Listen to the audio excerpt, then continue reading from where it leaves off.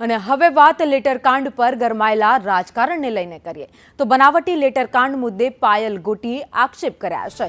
પોલીસે માર માર્યો હોવાના પાયલ દ્વારા આક્ષેપ કરાયા છે। બનાવટી લેટરની એફએસએલ તપાસ કરવાની પણ માંગ કરી છે।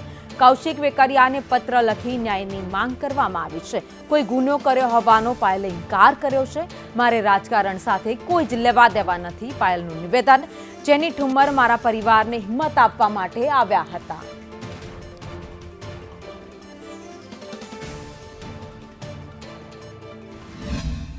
મારી જે ઇજ્જત અને આબરૂનો વરઘોડો કાઢ્યો છે એમાં જે મારી હારે જેણે ખરાબ વર્તન કર્યું છે કે મને ટોર્ચર કર્યું છે કે મને મારી છે એના પ્રત્યે જે લોકોનો પોલીસ વાળાએ તમે કોર્ટમાં ફરિયાદ કરી છે? તમને કોર્ટે પૂછવું હોય કે કોઈ? મેં મારા વકીલને કીધું છે। કૌશિકભાઈ પાસે મને એક જ અપેક્ષા છે કે મારી સાથે જે થયું ને એ આગળ જતા કોઈ પણ સમાજની દીકરી હોય એની સાથે ક્યારેય થવું ન જોઈએ।